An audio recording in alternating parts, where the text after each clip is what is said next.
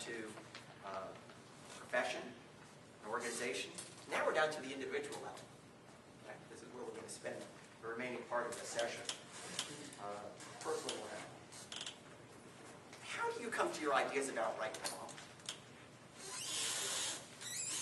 Usually it's how you were raised. How you were raised, okay.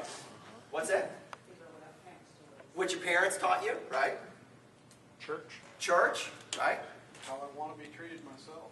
Okay, okay. Absolutely. Absolutely. Anything else? Based on personal values that you develop over time. Sure, sure. It may also be based upon your personal experiences, right? Right? Hey, I learned a long time ago, based upon what happened to, someone in my office, not to go there, right? I know. And that's my experience, maybe not the experience of someone else in my organization. It's a personal experience, your family setting, your religious tradition or lack thereof, your family life. Training. Personal and professional. Absolutely, absolutely. Can you see, based upon all these things you just identified, how we may have some different ideas about right and wrong? I mean, there's just a lot of diversity here in terms of experience and family life and schooling, training. Right? So it is possible to think how we've got some differences in our ideas about right and wrong, good and bad. There's one psychologist, a developmental psychologist, who has studied this issue of moral development. And his name is Lawrence Kohlberg. Has anyone ever heard that name before? Do we have any psychology majors in the audience? Lawrence Kohlberg. He's one person who has studied this issue of moral development. And his idea is basically that people move through different phases in their ideas about right and wrong. And these stages are chronological. They're based upon your age. You buy this? Do your ideas about right and wrong, are they different now than they were when you were 17?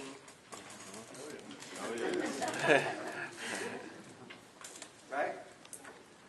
Yeah, I think most folks would, at least there's some face validity to this. It makes there's some intuitive appeal. Yeah, we've progressed in our ideas about right and wrong. That's what developmental psychologists do. They look at people as moving through different stages. You've heard about the stages of grief that people move through, or some of you may be familiar with Maslow's needs hierarchy. People move through different stages in what motivates them. Okay? And these psychologists generally feel that everyone, no matter where you live, move through these different stages of development. He said, people's morality moves through these different stages. What I have for you in your handouts there, folks, on the first page, is a real quick summary of Kohlberg's 3 basic levels of moral development through which people pass. The first page there says moral psychology. There are basically 6 stages that are basically classified into 3 larger categories: pre-conventional, conventional, and post-conventional. Okay? The pre-conventional, this would be the moral reasoning of young children. They operate at what Kohlberg calls the pre-conventional stage, where basically right and wrong is not internalized. Right and wrong is determined by the larger people around them. Principals, parents, older siblings in some cases determine what's right or wrong. They don't understand why it's right or wrong. I see this all the time with my youngest. He'll reach for a cookie before dinner time, and hand gets slapped. No. It's wrong to him not because, 1, we told him not to do it, 2, that it's going to ruin his appetite for dinner. Okay? It's wrong because he got hit. Yeah, he got his hand slapped. That's why it was wrong. You see, it's a very simplistic notion about right and wrong. This is how children act, according to Kohlberg. So basically, it's an imposed morality on them by the folks, the larger people around them. And it's based upon the consequences of your actions, not necessarily as an internal sense of, yes, that's the right thing to do. They haven't developed it yet. Okay?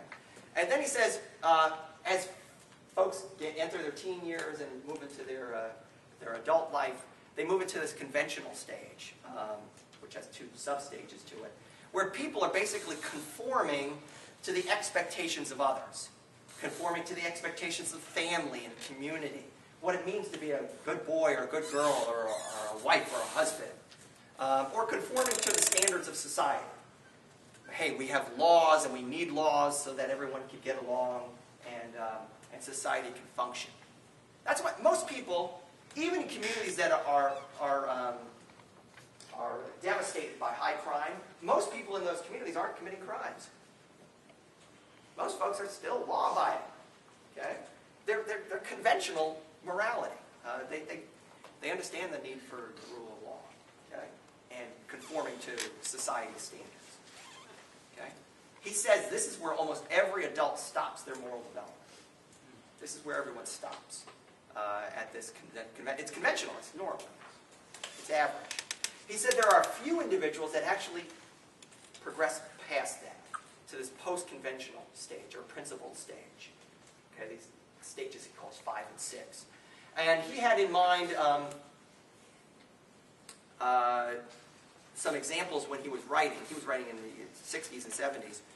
Martin Luther King Jr. and Mohandas Gandhi. Yeah. Folks who were acting on principles that were greater than them. They were internalized. Okay, these were principles that they knew to be right, and they were going to act on those principles even if it brought harm to themselves. Okay? In Gandhi's case, I mean, he was a trained barrister. He could have had a very nice life. Instead, he walked with the untouchables, the lowest caste members of Indian society, and sought social and political change in his country. Okay? So these folks act on principles not because there's a benefit to them, not because these are socially imposed, but because there's an intrinsic motivation here to do the right thing. And he said there are very few examples worldwide of folks who get to that level of moral development. It's interesting, I was giving the same discussion to a group of officials from Eastern Europe, from a country called Moldova. Yes, there is a country called Moldova. It's a country that, former Soviet satellite country, that's now experiencing capitalism, democracy, liberty, and all those values that we spoke about earlier. And I asked them to give me an example of someone who's operating at the post-conventional stage. And they gave me the strangest answers I've ever heard. Because I would expect, like Gandhi or MLK, they gave me, number one, Hitler, Stalin, some of the worst leaders creating the greatest atrocities. And when I looked back at how I described folks who operate on this, people who acted on a principle because they felt that principle was the right thing to do, no matter what others thought. I'm thinking about altruistic, positive principles. Maybe I need to. So I have to be careful when I'm dealing with a foreign audience. But we're usually talking about noble goals here, not ones that are. That's a cultural. Yeah, exactly. I learned from that. So Kohlberg says we move through these different stages of moral development. When I deal with law enforcement folks, they've got plenty of adults who never progress past stage 1. Those folks sit in the back of their squad car. So you're not necessarily going to move through these stages.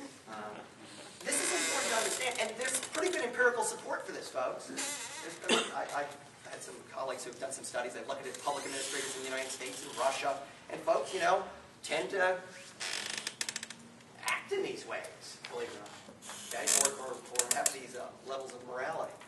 So there's pretty good empirical support for this. The important thing is, for you, the folks who you supervise, you got to understand that folks may be at different levels of moral development. Okay? And they may respond to different cues. Okay? Another important point here is that I'd like to introduce is that there's a connection here between these stages of individual moral development and